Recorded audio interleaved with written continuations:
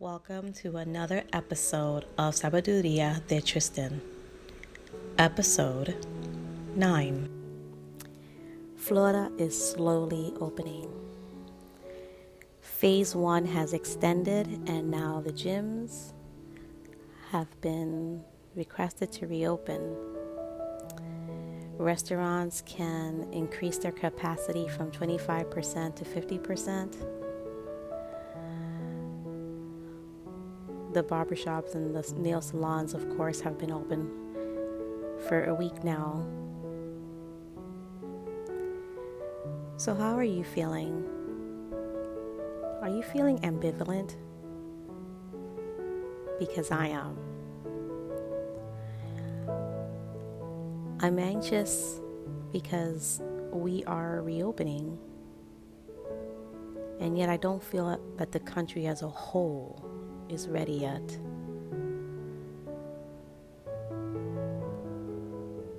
But at the same time, I am happy for those who have desire to go back to work. I'm happy that I have been called in, that I am wanted at my office, that I get to see my coworkers again. I get to have the opportunity to see my clients face to face again. But I'm also anxious because our healthcare system still has so many questions about this one disease. I'm a huge history buff, and I'm such a believer in that if we don't learn from history, we have to repeat it because it's a lesson we didn't learn. Just like in school, if we didn't learn the majority of the curriculum, we have to repeat the course. It's not because we failed. It's because we couldn't comprehend it. We didn't understand it. So because we didn't understand the course, we have to retake it.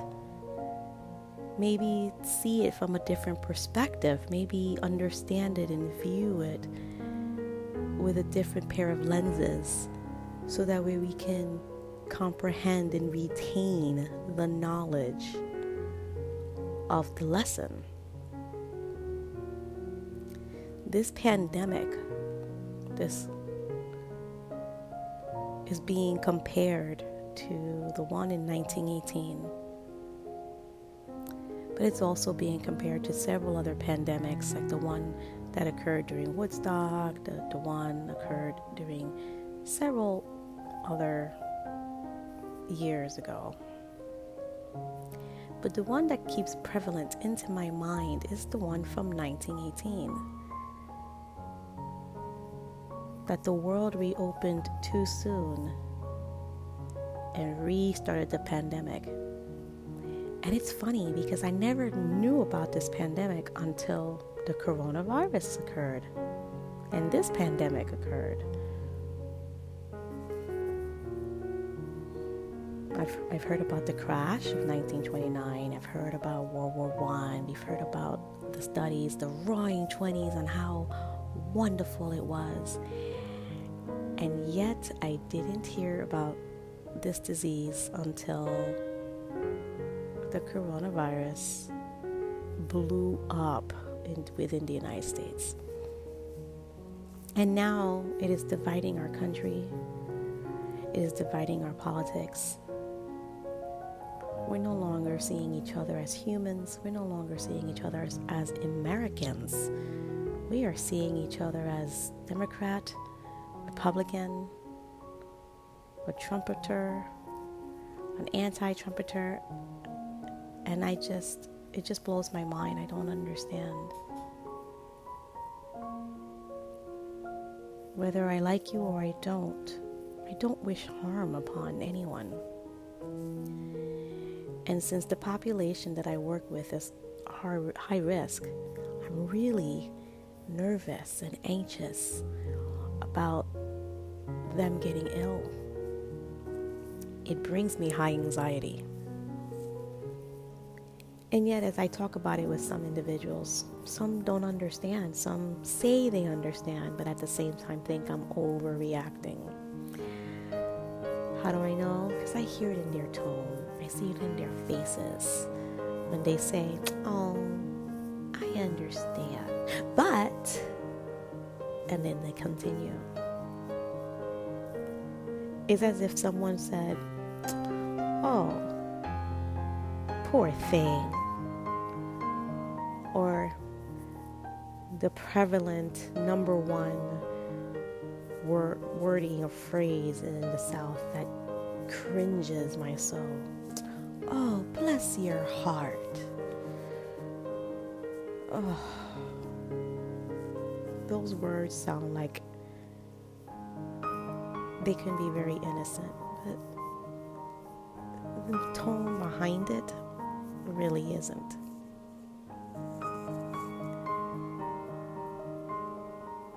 When my son was growing up, my deaf son, my younger one, the one that's hard of hearing, I sometimes envied him because he didn't hear it. He couldn't hear that tone. He didn't understand that tone. I unfortunately had to teach him that because he thought everybody was his friend.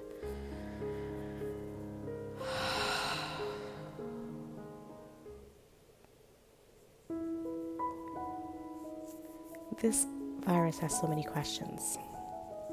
We don't know its primary function. We don't know its primary target. We have theories, but we just don't know. We don't know.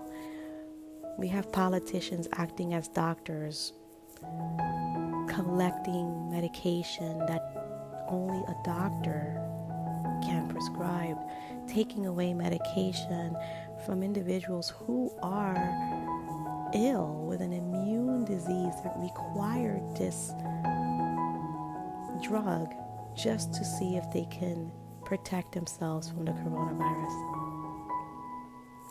We have people being mean to each other. We have people beating up Asian Americans. Why? Because we are blaming a country for giving us this deadly disease. Like this particular individual had anything to do with it. We're attacking each other for having different opinions. We're being disrespectful. We're being hurtful. We're being threatening. We're killing each other. We're becoming vigilantes. We're running scared. Fear can appear in so many places. Being scared doesn't necessarily mean that you run away and turn tail and hit the road the other way. Sometimes fear can cause you to overreact in ways violently, disrespectfully. Just gets you out of your head. Takes common sense away. If this lockdown has taught me anything, is that I need to remain calm in the midst of fear and not allow fear to take my mind into places it doesn't need to be. This lockdown has taught me so many lessons. If you've been following this series, you may have heard some of them. But with the reopening of Florida and this quick path, it has brought to my attention that I enjoy working from home. I enjoy meeting international clients online and still be able to reach them and teach them and connect with them, encourage them. It brought me into a whole new arena. It brought my husband and I closer as a business team. We can work together. without reminding each other that we are husband and wife. We can focus. We can achieve many things. Throughout this process, he was my video editor.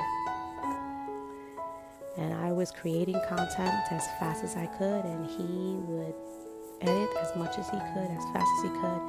And we were spitting out so many videos so quickly. It was amazing. He was called back to work because of the auto workers. And I, of course, was called back to work in the gyms. And we both looked at each other. And of course, we're going to comply and go back because we don't want to lose our incomes. We don't want to have to be forced to resign. But it gave us a new motivation to continue our business from home. So that way it can grow tremendously to the point that we no longer need to heed the phone call of another employer. What has it done for you? Has it opened your mind to see how fear can really mess people up? Are you able to see your neighbor as a fellow human being, as a fellow earthling? Do you see just politics? Do you hear just politics?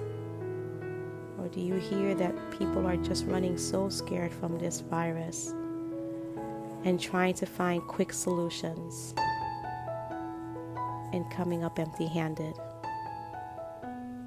and getting frustrated because of the results? I don't know. But I do know that I see a lot of questions up in the air. I feel a lot of different emotions happening. And I'm just going to keep praying, and I'm going to keep my eyes open. And I'm going to hope for the best. Prepare for the worst, but hope for the best. Have a blessed day, everyone. Stay well. Be safe. And above all, be kind to each other and to yourself. Namaste.